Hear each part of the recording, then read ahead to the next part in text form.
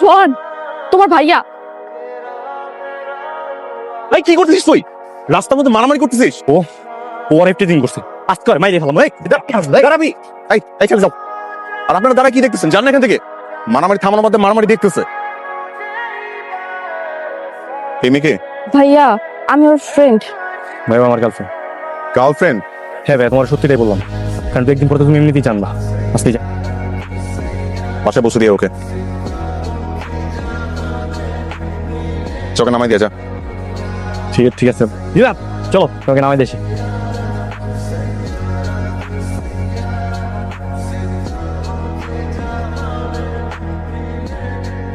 কে রে, তুই এমন রেগে আছিস কেন? কথা না বললে বুঝবো কি করে কেন রেগে আছিস? আজকে তোমার ছোট ছেলে বাসায় আসুক, তারপর বুঝাবো ওরে আমি। ওর একদিন কি আমার একদিন। কেন? ও কি করেছে? কি করছে জিজ্ঞাসা করতেছো? এই বয়সে গার্লফ্রেন্ড বানাইছে, গার্লফ্রেন্ড নিয়ে ঘুরে বেড়াচ্ছে, আবার সেই গার্লফ্রেন্ডের জন্য রাস্তার মধ্যে মারামারিও করতেছে। আজকে খালি বাসায় আসতে দৌড়ে। কিরে এইদিকে আয়। মা, আরে মা দেখো তোমার বড় ছেলের জন্য পাত্রে নিয়ে আসছি। আরে ভাইয়া দেখ না কত সুন্দর। কি সুন্দর দেখতে, যেমন চোখ তেমন নাক তেমন হাস, মাশাআল্লাহ। আমার তো খুব পছন্দ হয়ে গেছে। এই তোরা আমার জন্য মেয়ে দেখতে কে বলছে? আরে বাপ রে বাপ, বয়স 30-এর কোটায় পড়ে গেছে ভাই। 2 দিন পরে রাস্তা যদি পাস, মানুষ তো বলবো ওই যে যাচ্ছে আই বুড়ো কাকাটা, তখন তখন কেমন লাগবে? দেখছো মা, দেখছো তোমার ছেলে আমার কি বলতেছে? তুই কিন্তু আমার থেকে খুব বেশি ছোট না, বুঝছিস? ঠিকই বলছে। এটা না বলে কি বলবে? এই যে তোর বয়স হয়ে গেছে, বিয়ে প্রত্যেকটা বন্ধু বিয়ে করেছে, আর প্রত্যেকের বাচ্চা কাচ্চা হয়ে গেছে, আর তুই বিয়ে তো করিসনি, একটা প্রেমও করতে পারলি না। প্রেম? ওর দ্বারা আর প্রেম হবে না। সারাদিন তুই অফিস অফিস এইগুলো করলে কি আর মেয়ে পড়াতে পারবে? ভাইয়া শোন, একটা মেয়েও পড়াতে পারছিস না তুই, এটা কিছু হইলো? হ্যাঁ ভাইয়া, এই মেয়ে যদি তুই মিস করিস তাহলে আমার আর কিছু করা থাকে। দেখ একটু দেখ। দেখবো না, সরা। ঠিক আছে, দেখতে হবে না, কোনো সমস্যা নেই। এই যে ছবিটা আমি টেবিলের উপরে রেখে গেলাম। মেয়ে বলতে যদি ভালো লাগে তাহলে কালকে সকাল 10টা যাতে দেখা করতে যা। বাদ বাকিটা তোর উপরে, তুই দেখ। আমি আমি আমি কিছু বলবো না। মা চলো, আমার ক্ষুধা পাইছে, তো খাবার দিন। হ্যাঁ ঠিক আছে, চল।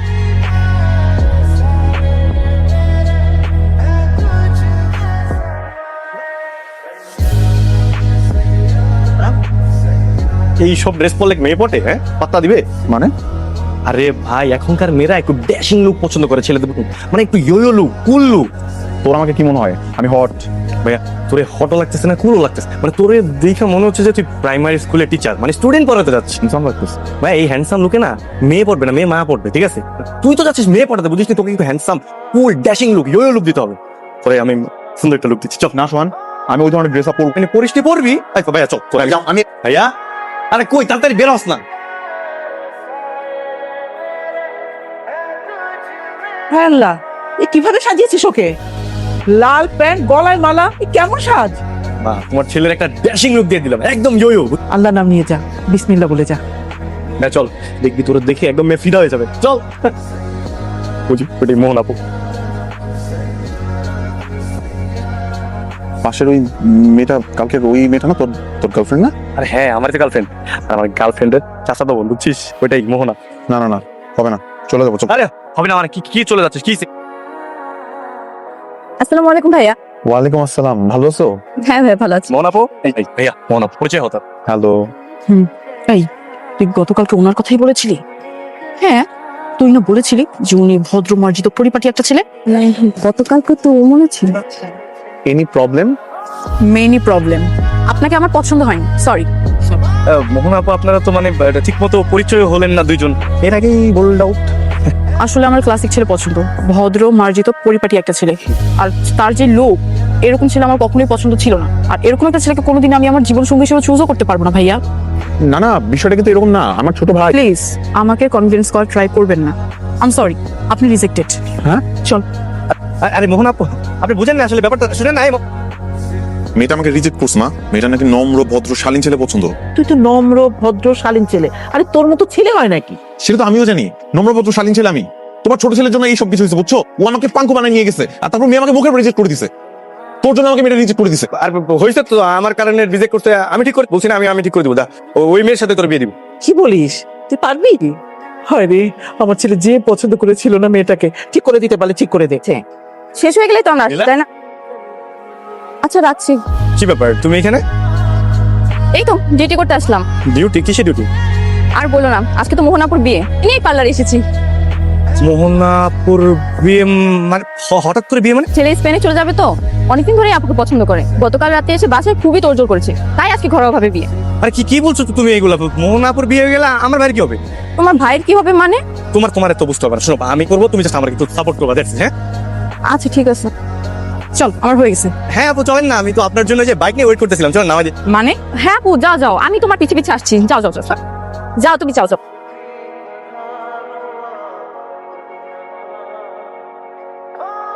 আরে কি ব্যাপার, আমার বাসা তো এদিকে, এদিকে কোথায় নিয়ে যাচ্ছ? আপনার বাসায় দেখি, আমার ভাইয়ের বাসায় দেখি। ভাইয়ের বাসা মানে? আজকে আমার বিয়ে। আরে বিয়ে তো কি হয়েছে? বিয়ে হবে, শুধুমাত্র পাত্রটা চেঞ্জ। এই, তুমি কি আমাকে কিডন্যাপ করতেছো? আরে নরকমই কিছু এক। বাঁচাও, কে কোথায় আছো? বাঁচাও আমাকে। আরে ভাবি আমি কাঁচা চালক বলে কিন্তু একদম দুজনে একদম এই যে পঙ্গু হাসপাতালে চলে যাবো। তোমার ছেলের কাহিনী দেখছো মা? আজকেও বাইকটা নিয়ে বের হয়ে চলে গেছে। এখন আমি অফিস যাবো কিভাবে? দেরি হবে না আমার? লাঞ্চটা ঠিক মতো করে নিস, একটা রিক্সা নিয়ে চলে যা না। এইসব নামেন ভাবি নামেন। তুই বিয়ে করেছিস? বিয়ে? কে বিয়ে করবে? ওর মতো একটা বদমাশকে বিয়ে করবো আমি? আমি তোকে পুলিশে দেবো। আমার ভাইয়ের মুখখান একবার দেখেন না, কি অবস্থা দেখছেন? নে রিজেক্ট করার পর থেকে না গতকালকে প্রচুর কান্নাকাটি করছে। এটা তোমার ভাই? হ্যাঁ আরে আমারই তো ভাই। তাহলে গতকাল কয়টা কে ছিল? উনিই ছিল। আজকে তো ওনাকে দেখে অনেক হ্যান্ডসাম লাগছে, কালকে তাহলে ওই ছাপিলোকে দেখা করতে গিয়েছিলেন কেন? হ্যাঁ বাবু, দোষটা আমারই। আসলে আমি ভাবছিলাম কি নীলা আর কি যেরকম ছেলে পছন্দ করে, ড্যাশিং হ্যান্ডসাম, আমি ভাবছি আপনি ওরকম পছন্দ করেন, তাই এই ভাইয়াকে আমি ওইভাবেই সাজিয়ে নিয়ে একটু। আপনি এত সুন্দর করে সেজে আসছেন কি রে? তুই কি ওনাকে বিয়ের আসর থেকে তুলে আনছিস? বিয়ের আসো না, কিন্তু বলা যায় বিয়ের আসরই। আমার সাথে আসো তো তুমি, তোমার সাথে আমার কথা আছে। কি মিষ্টি দেখতে। যখন থেকে আমার ছেলে তোমার ছবি দেখেছে না, তখন থেকেই প্রেমে পড়ে গেছে। মা, আমার ছেলেটাকে বিয়ে করো না, ও খুব ভালো ছেলে। ওকে আপনি একটু রাজি হয়ে যান, আমার ভাইয়ের মুখে জাস্ট একটু হাসি ফুটে দেন, দ্যাটস ইট। আসলে নীলার কাছে ওনার কথা শুনে আমারও তো ওনাকে পছন্দ হয়েছে। আমি তো শুধু কালকে ওই ছাপড়ি লোকের জন্য ওনাকে রিজেক্ট করেছিলাম। তো হয়ে গেল, গতকালকে লোকটা যেহেতু ফেক ছিল, তাহলে তো ম্যাডাম এখন আর ইয়েস বলতে সমস্যা নাই। হ্যাঁ কিন্তু আজকে তো আমার বিয়ে ঠিক ছিল, তাহলে ওই পাত্রের কি হবে? পাত্র নিয়ে তোকে চিন্তা করতে হবে না আপু, আমি বাসা অলরেডি বলে দিয়েছি। তুই তোর বয়ফ্রেন্ডের সাথে পালিয়ে গেছিস। তুই দাঁড়িয়ে আছিস কেন? যা, কাজী ডেকে নিয়ে আয়, যা।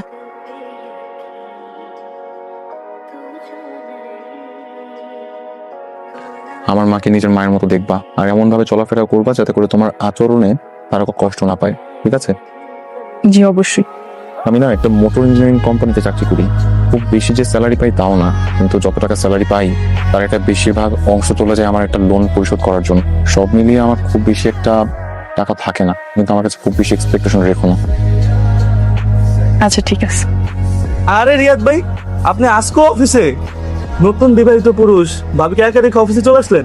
করবো বলেন ভাই, সংসার তো সামলাইতে হবে নাকি? ভাই কংগ্রেচুলেশন। থ্যাংক ইউ ভাই।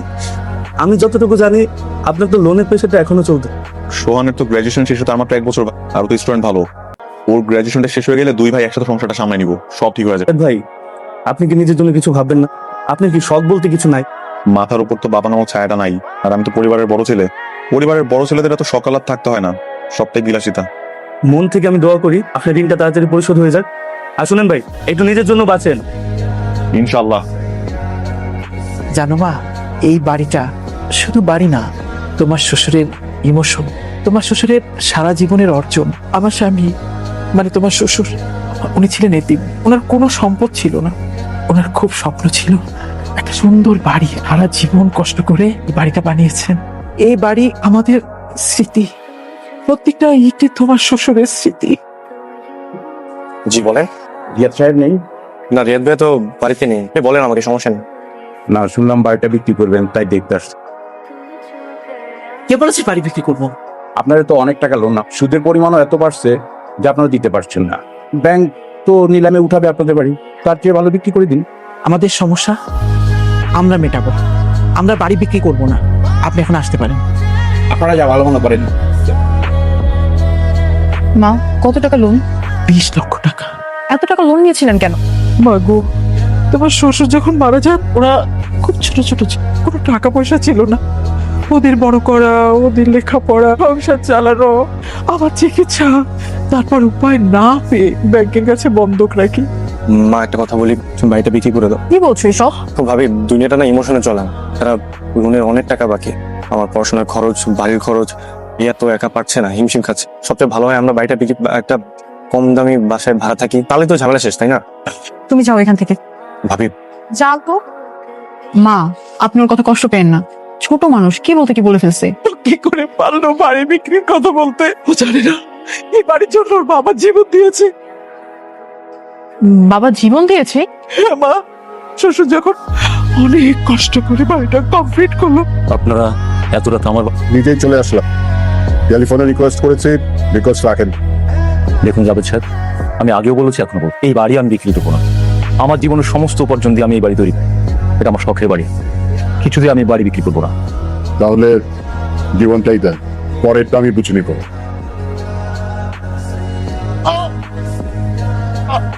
কি হয়েছে তোমার? কি হয়েছে? কেমনই পারলো তোমাকে? যে বাড়ির জন্য তোমার শ্বশুর জীবন দিয়েছে, একটা দিন ভোগ করে যেতে পারেনি, সেই বাড়িটা আমি কি করে বিক্রি করব? আমি বাড়ি বিক্রি করব না। আমার আমার ভুল হয়ে গেছে মা। আমি আমি সিরিয়াসলি ওইভাবে বলতে চাইনি মা। তুই একটু সময় দাও, আমি আমি আর ভাইয়া মিলে সব লোন পরিশোধ করে দিব। আর নাহলে তুমি বাসায় চলে যাও, আমি তোমাকে মেল করে দিব নিশ্চয়। সোহান, ওই সোহান, ঠিক আছে বল। তুই হলি এই পুরো ভার্সিটির সব থেকে ভালো ছাত্র, আর সফটওয়্যার অনেক, আমি জানি তুই চাইলে সবকিছু করতে। কি বলতে চাচ্ছিস একটু বুঝাই বলবি? আমি হ্যাকই, আমাদের এই ভার্সিটির যে সার্ভারটা আছে, এই সার্ভারটা হ্যাক করে দোস, সামনে যে পরীক্ষা ওটার প্রশ্নটা ডাউনলোড করে দে না। আর তোকে মাথায় সমস্যা, পাগল হয়ে গেছিস? কি বলতেছিস এগুলা? দোস প্লিজ, আমার বাবা আমাকে বাড়ি থেকে বের করে দিবে। আর তোরা তো ভালো ছাত্র, এমনিতে পাশ করবি, আমার কি হবে? আমি তো একবারে ফেল করবো। তুই বুঝতে পারছিস এটা কত বড় অন্যায়? আরে বন্ধুর জন্য তো বন্ধু কত কিছুই করে, আর তুই আমার জন্য এটা করতে পারবি না?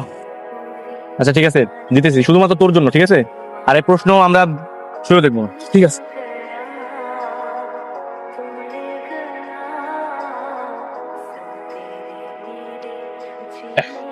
ডান, সেই নি খবরদার এই কথা যেন আমার ছাড়া কেউ না জানে। ঠিক আছে, ঠিক। আপনি রিয়াদ সাহেব? জি আমি রিয়াজ সাহেব। সোহনের বড় ভাই। হ্যাঁ সোহন কি বাসায় আছে? হ্যাঁ বাসায় তো আছে, কিন্তু আপনারা কারা? আমরা সোহনের ইউনিভার্সিটি থেকে এসেছি। ও সোহান, ভার্সিটি সারা চোট। আরে ভাইয়া স্যার, আপনি আপনি আমার বাসায়? ল্যাপটপটা চেক করুন। পাসওয়ার্ড বলো। পাসওয়ার্ড বল। 6225559। না, এই দেখুন সব প্রশ্নপত্র এখানে। এই ল্যাপটপ দিয়ে সার্ভারে ঢুকেছিল? জি স্যার। আমি কি একটু জানতে পারি এখানে কি হয়েছে? আপনার ভাই আমাদের ইউনিভার্সিটির মেইন সার্ভার হ্যাক করেছে, প্রশ্ন চুরি করেছে। চোর!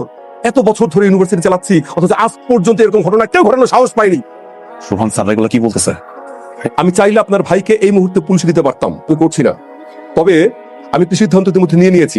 আপনার ভাই আজ থেকে আমাদের ইউনিভার্সিটির কোনো স্টুডেন্ট হিসেবে থাকবে না।